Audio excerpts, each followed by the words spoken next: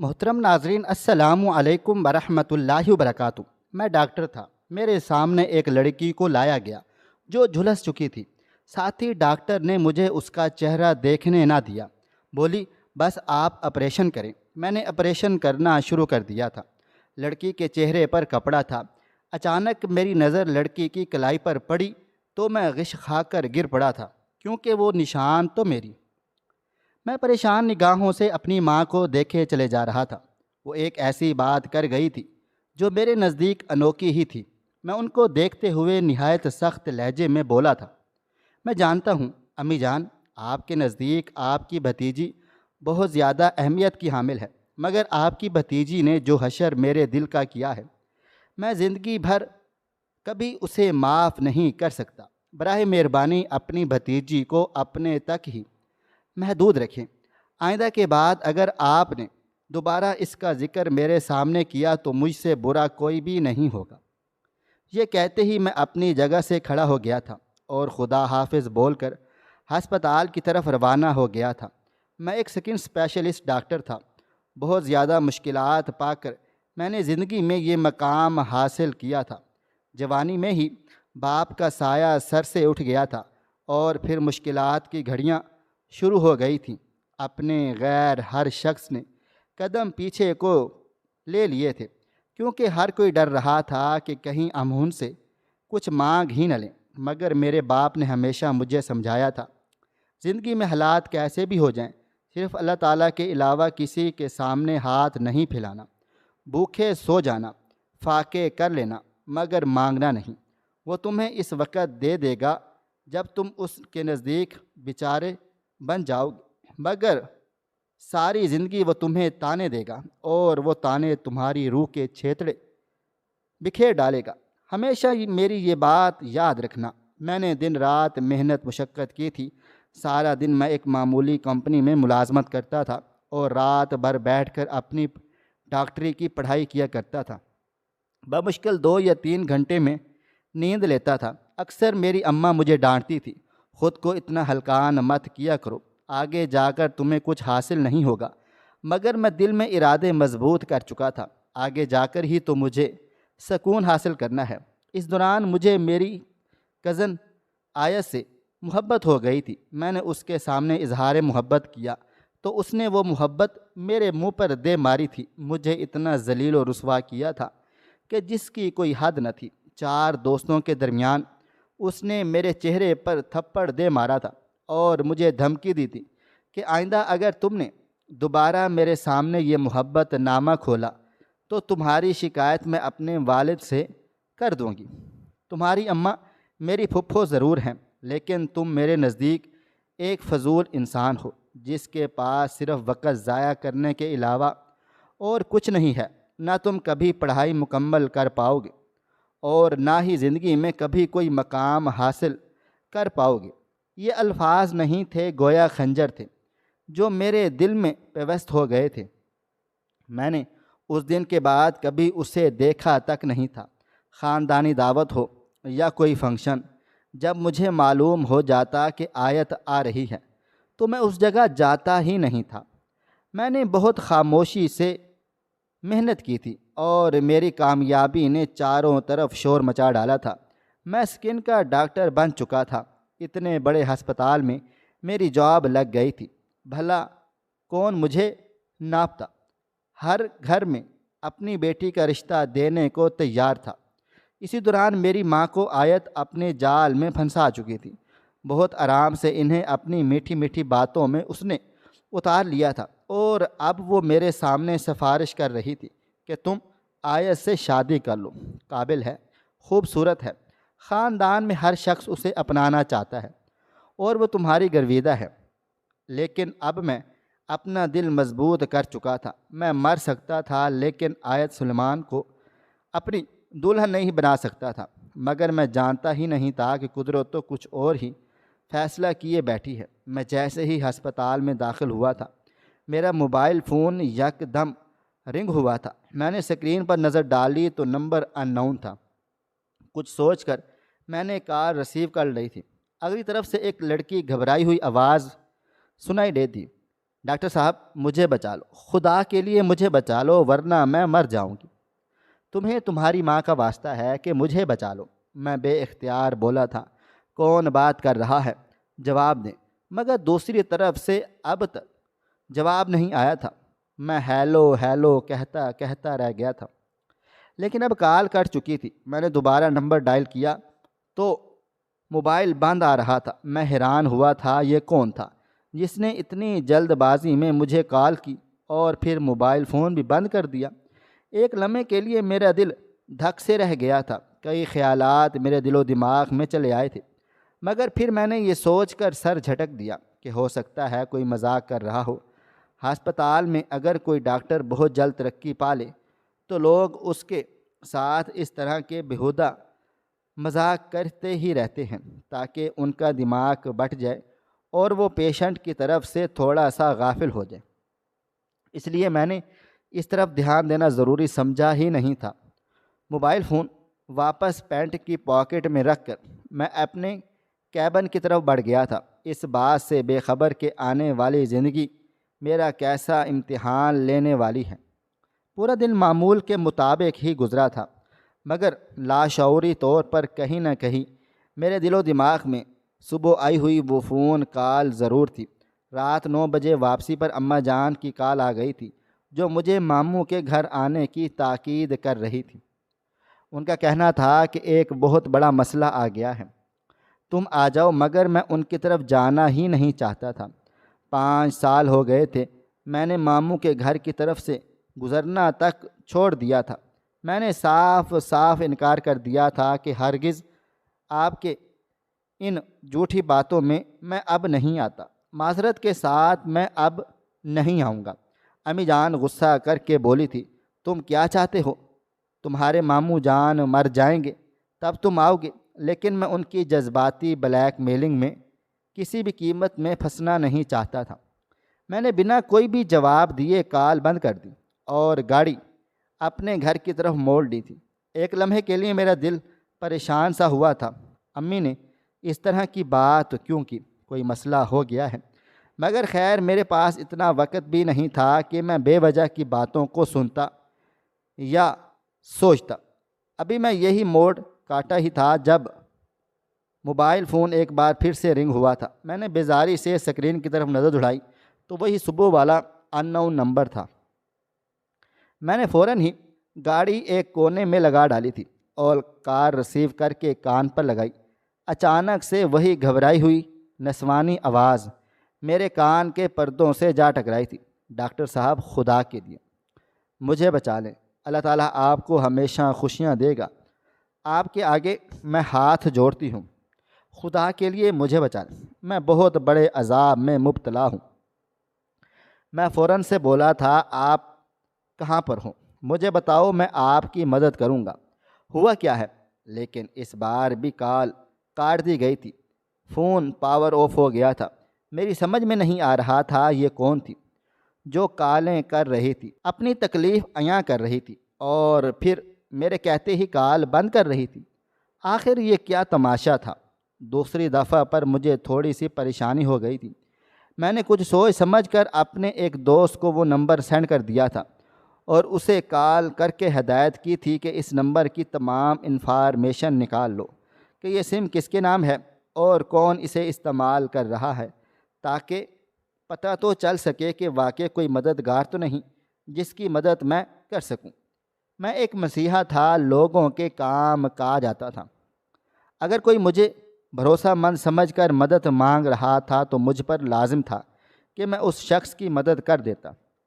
میں گھر پہنچا تو چوکیدار بولا تھا، بیگم صاحبہ بہت پریشانی میں آپ کے ماموں کے گھر چلی گئی تھی۔ ان کا کہنا تھا کہ اگر آپ یہاں آ جائیں تو آپ کو اطلاع دے دی جائے کہ آپ فوراً وہاں پہنچے، مگر میں نے چوکیدار کی بات کو نظر انداز کر ڈالا تھا۔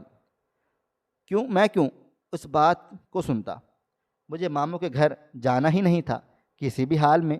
ہاں، ٹینشن ضرور ہو رہی تھی کہ اماں اتنی گھبراہٹ میں کیوں گئی، آخر وجہ کیا ہے، مگر میں اس طرح دھیان دینا ہی نہیں چاہتا تھا، اور اس گھر نے میرا سکھ چین سب کچھ چھین لیا تھا، میرا بچپنا، میری خوشیاں، اس لڑکی نے سب میرے منہ پر دے ماری تھی۔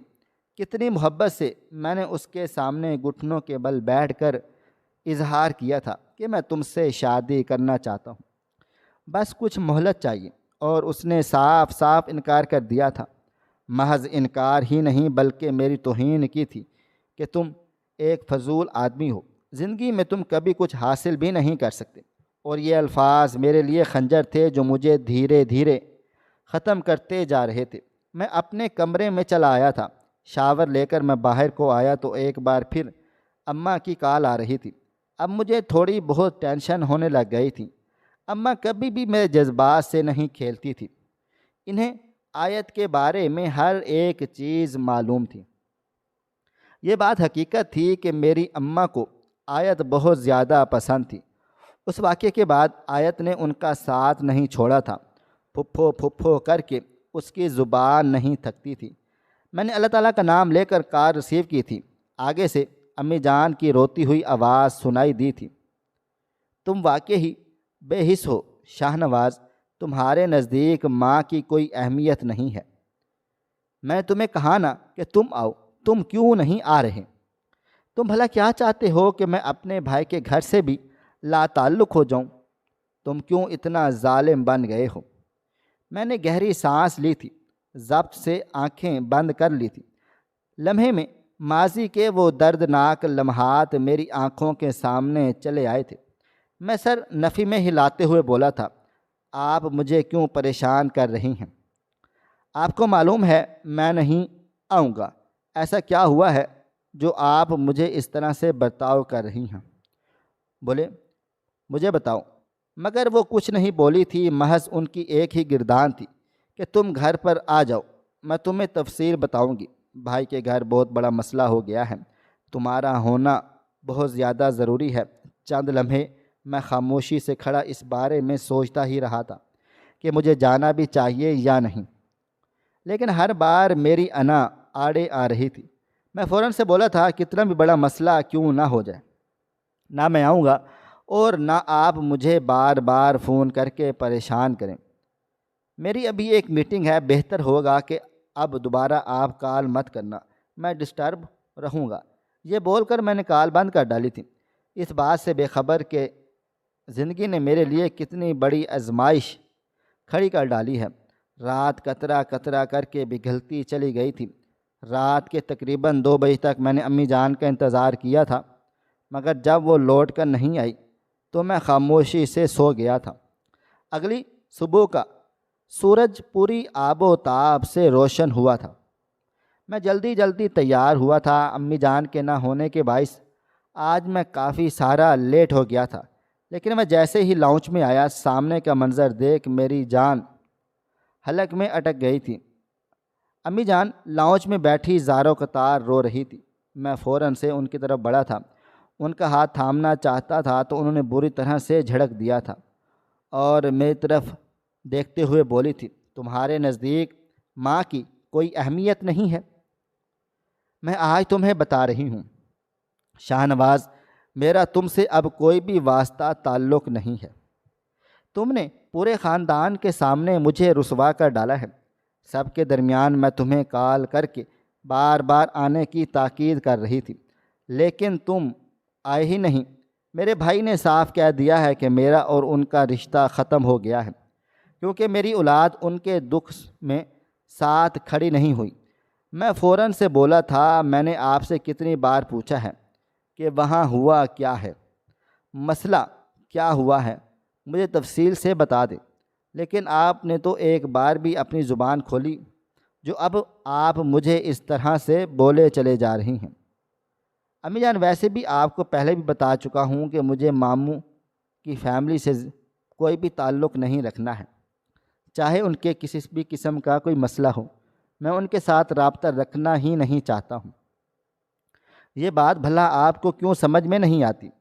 آپ کے بیٹے کی آیت نے محض بےعزتی نہیں کر ڈالی تھی، اس کی پوری دنیا اجاڑ دی تھی۔ پورے خاندان کے لوگ ان کے سامنے ہنس ہنس کر بتایا کرتے تھے میں ان کے لیے کیا جذبات رکھتا ہوں اور اس نے میرے جذبات کی کس طرح توہین کی ہے۔ اس کے باوجود آپ چاہتی ہیں کہ میں ماموں کے گھر جاؤں۔ میری بات سن کر امی جان بولی تھیں، جس لڑکی کے بارے میں تم یہ سب باتیں کر رہے ہو نا، اگر تمہیں ایک بار اس کی سچائی پتہ چل گئی تو تم اپنے قدموں میں کھڑے نہیں ہو پاؤ گے، خدا تمہیں کبھی بھی معاف نہیں کرے گا۔ شاہ نواز، کل رات جو تم نے میرا دل دکھایا ہے اور اپنے سگے ماموزاد کا دل دکھایا ہے، خدا تمہیں کبھی بھی معاف نہیں کرے گا۔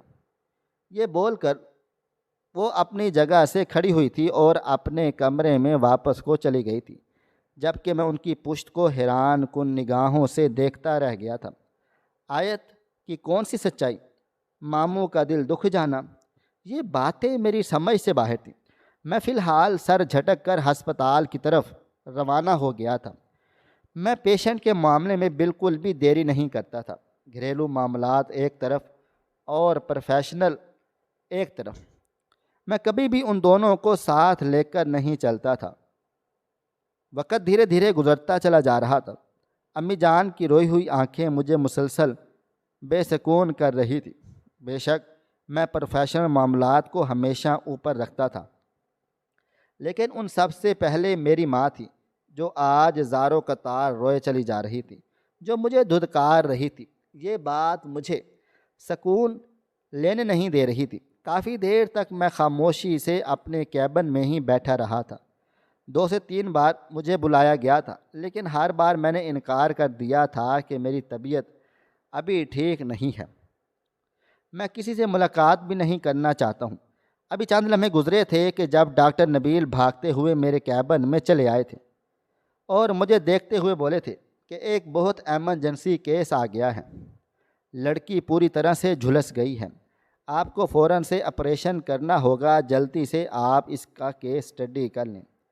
میں بے ساختہ اپنی جگہ سے کھڑا ہوا تھا۔ یہ کوئی معمولی کیس نہیں تھا جس کو میں کسی دوسرے ڈاکٹر پہ چھوڑ دیتا، یہ ایک اسپیشل کیس تھا، جیسے مجھے دیکھنا ہی تھا۔ اور میں اور وہ بھاگتے ہوئے ایمرجنسی وارڈ کی طرف بڑھے تھے۔ میں جیسے ہی وارڈ میں داخل ہوا تو سامنے کا منظر دیکھ بے ساختہ میرے منہ سے چیخ برآمد ہو گئی تھی۔ لڑکی کے چہرے پر کپڑا ڈالا ہوا تھا، لیکن جسم پوری طرح سے جھلس چکا تھا، لیکن دھیمی دھیمی سانسیں ابھی بھی چل رہی تھیں۔ بے شک اللہ تعالیٰ تنکے میں بھی جان ڈال دے تو اسے کوئی بھی نہیں مار سکتا۔ میں فوراً سے ہمت کر کے آگے کو بڑھا تھا۔ ڈاکٹر ہونے کی حیثیت سے میں ڈر نہیں سکتا تھا۔ میں نے جیسے ہی اس کا چیک اپ کیا تو میرا دل ایک لمحے کے لیے لرز اٹھا تھا۔ نہ جانے کیوں مجھے اس لڑکی سے کچھ اپنائیت سی محسوس ہو رہی تھی۔ فی الحال میں کمرے سے واپس کو آ گیا تھا اور اپنے ساتھی ڈاکٹر کو ہدایت کر ڈالی تھی کہ فوراً آپریشن کی تیاریاں شروع کر دی جائیں۔ لڑکی کا جسم کافی زیادہ جھلس چکا ہے۔ اگر بروقت سرجری نہ کی گئی تو ہم جان سے بھی ہاتھ دھو بیٹھتے ہیں، جبکہ وہ فوراً سر کو ہلکی سی جنبش دے کر باہر کی طرف بڑھ گئے تھے، اور میں ایک بار پھر سے اپنے کیبن میں آ گیا تھا تاکہ تمام معاملات دیکھ سکوں۔ چند لمحے گزرے تھے کہ جب امی جان کی کال دوبارہ آ گئی تھی۔ میں نے کال ریسیو کی تو اس بار ان کا حال بہت برا ہو رہا تھا اور وہ روتے ہوئے بولی تھی، غضب ہو گیا شاہ نواز، خدا کا غضب ہو گیا۔ میں جس چیز سے ڈرایا جا رہا تھا وہی ہو چکا ہے۔ تم اس وقت کہاں ہو؟ میں فوراً سے بولا تھا کہ میں ہسپتال میں ہوں۔ امی کیا ہوا؟ اور امی جان آپ کو کچھ بالمحہ جھٹکے بھی دے رہی ہوں، سب خیریت تو ہے نا؟ اور پھر جو بات انہوں نے مجھے فون پر بتائی تھی وہ سن کر بے ساختہ میں اپنی جگہ سے کھڑا ہو گیا تھا اور بلند آواز میں بولا تھا کہ آپ کا دماغ درست ہے، آپ کو معلوم بھی ہے کہ آپ کیا بولے جا رہی ہیں۔ میری جان حلق میں اٹک گئی تھی۔ لاکھ اختلافات صحیح، مگر میں یہ بات بالکل بھی برداشت نہیں کر سکتا تھا۔ ایسا لگتا تھا جیسے میرا دل کسی نے مٹھی لے کر بھنچ دیا ہو۔ میں فوراً سے بولا تھا، آپ اپنے ماموں سے بات کریں، وہ کہاں پر ہے؟ میں فوراً وہاں پہنچ جاتا ہوں۔ مگر امی جان بولی تھیں، اس بات کا علم نہیں ہے کہ ابھی اسے یہاں لے کر آ گئے ہیں، تم گھر آ جاؤ۔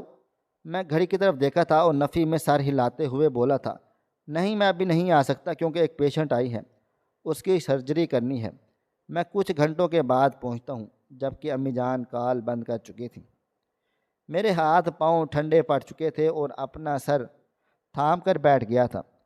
اتنی بڑی مشکل ماموں کے گھر آ گئی تھی اور مجھے پتہ بھی نہیں چلا تھا۔ مجھے واقعہ بہت برا محسوس ہو رہا تھا۔ میرے بابا جان بہت نیک انسان تھے۔ خاندان میں کوئی بھی مسئلہ ہوتا وہ سب سے پہلے کھڑے ہو جایا کرتے تھے اور سب سے آگے آگے رہتے تھے۔ ان کا کہنا تھا کہ برے وقت میں اپنے ہی ہوتے ہیں جو اپنوں کو سہارا دیتے ہیں۔ اگر ہم اپنے ہی قدم پیچھے لے لیں تو اس آدمی کا کیا ہوگا جو بالکل تنہا ہے۔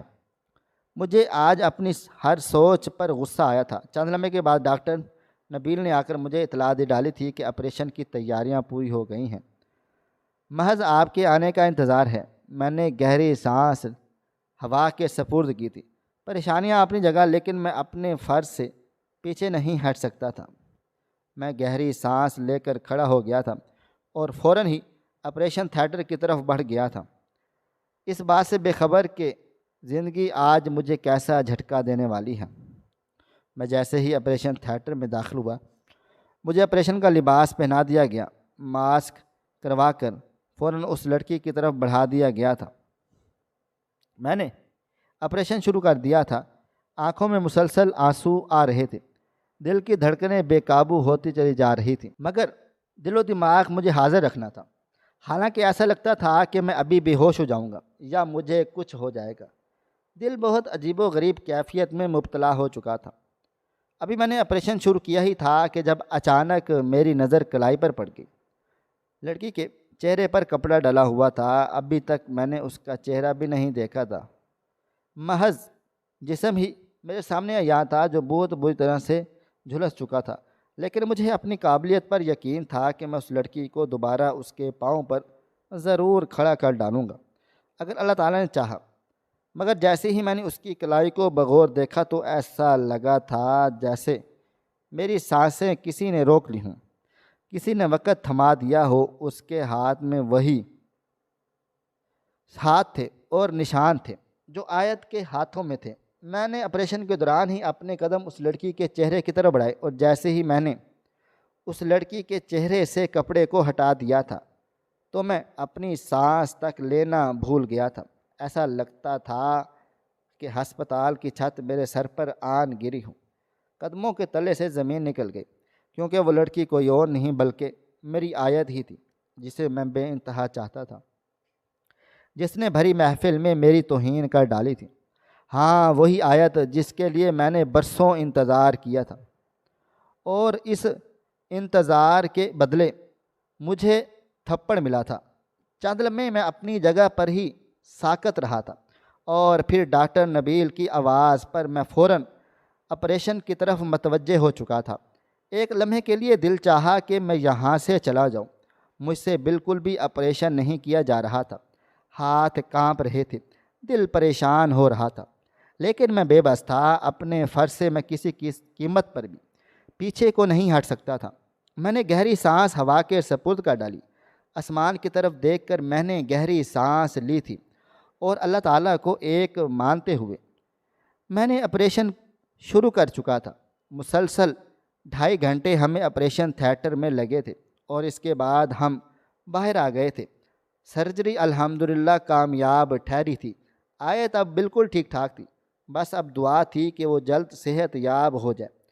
میں باہر کو نکلا تو سامنے ہی ماموں ممانی، ان کے بچے، میری والدہ، حتیٰ کہ پورا خاندان ہی موجود تھا۔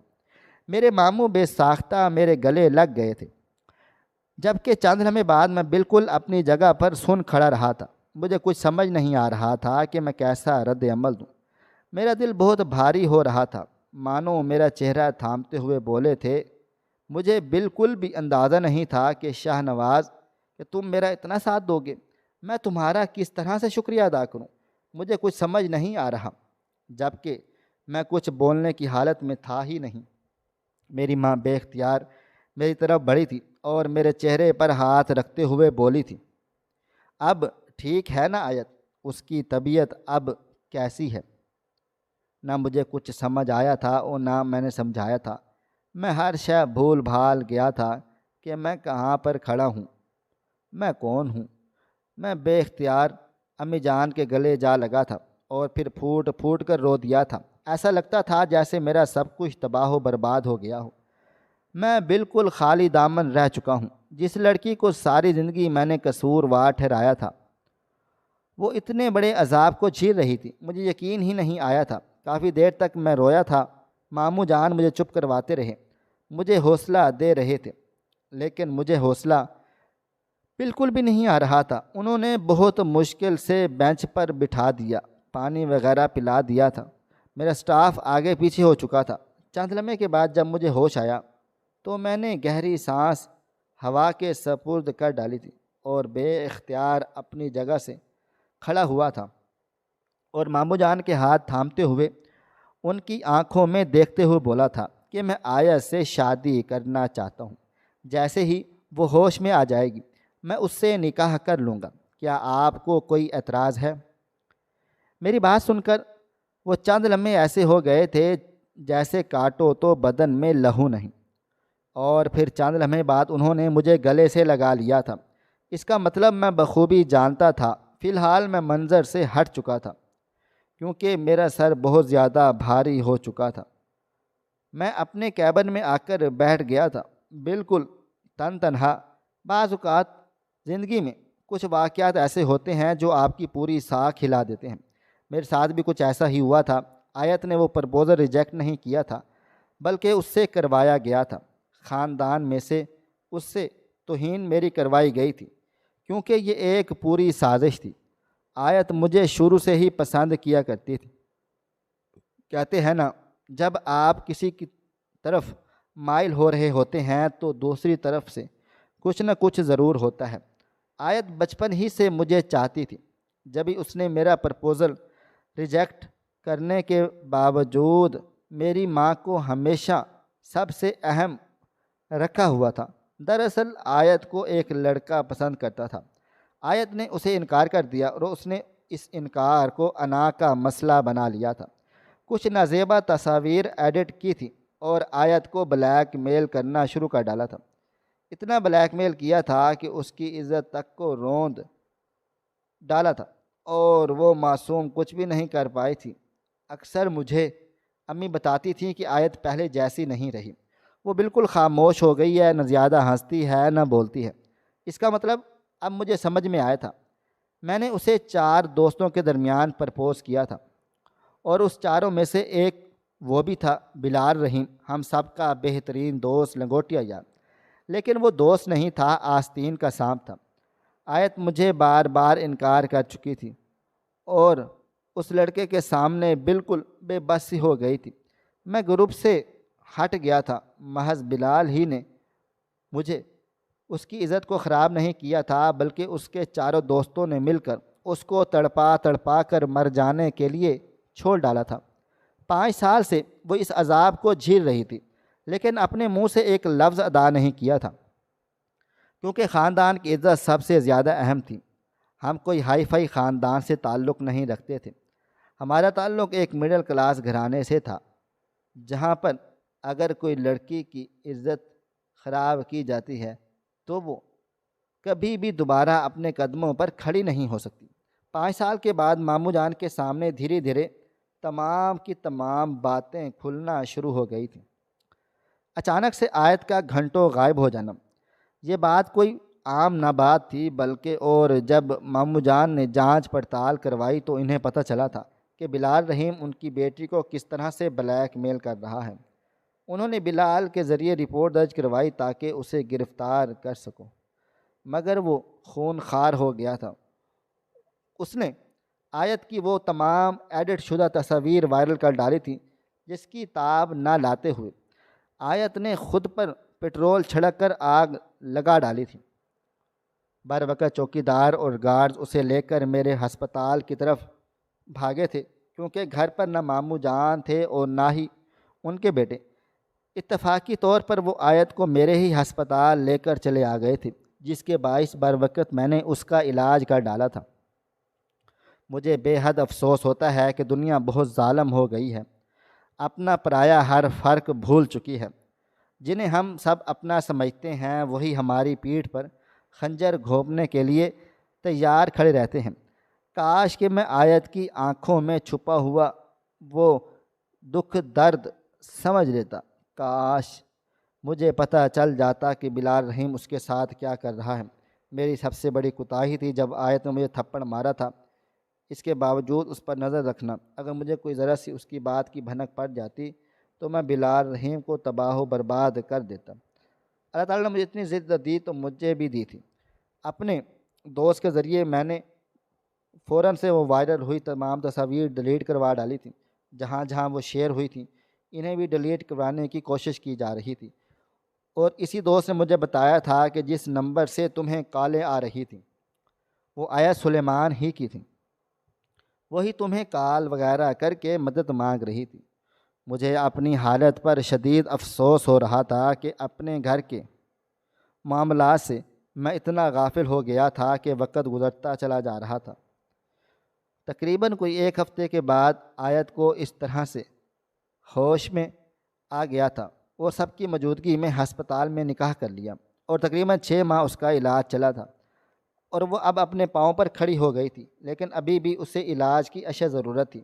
پورے 1 سال کے بعد جب وہ مکمل صحت یاب ہو گئی تب جا کر میں نے ماموں جان سے رخصتی کی بات چیت کی اور انہیں خوش اسلوبی سے آیت کا ہاتھ میرے ہاتھ میں تھما ڈالا تھا۔ وہ لڑکی محض میری محبت نہیں، میرا جنون بن چکی تھی۔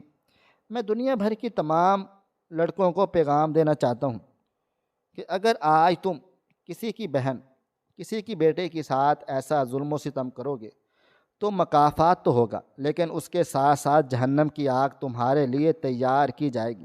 یہ دنیا عارضی ہے، اصل ٹھکانہ آخرت ہے۔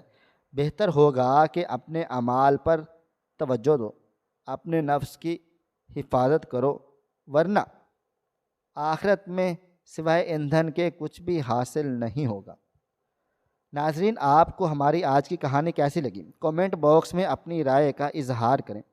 خواہش صرف اتنی ہے کہ کچھ الفاظ لکھوں جس سے کوئی گمراہی کے راستے میں جاتے جاتے رک جائے، اور نہ بھی رکے تو سوچ میں ضرور پڑ جائے۔ پیارے دوستو، امید کرتا ہوں کہ آپ کو یہ ہماری کہانی پسند آئی ہوگی۔ کہانی پسند آئی ہو تو ویڈیو کو لائک کریں، کومنٹس کریں، شیئر کرنا بالکل بھی نہ بھولیں۔ اور ہاں، اگر آپ لوگ اس چینل پر نئے ہیں تو اس چینل کو سبسکرائب ضرور کر لیجئے گا تاکہ آپ کو آنے والی سٹوری سب سے پہلے مل سکے۔ ملتے ہیں کل ایک نئی اور دلچسپ کہانی کے ساتھ، تب تک اپنا ڈھیر سارا خیال رکھیے گا۔ اللہ حافظ۔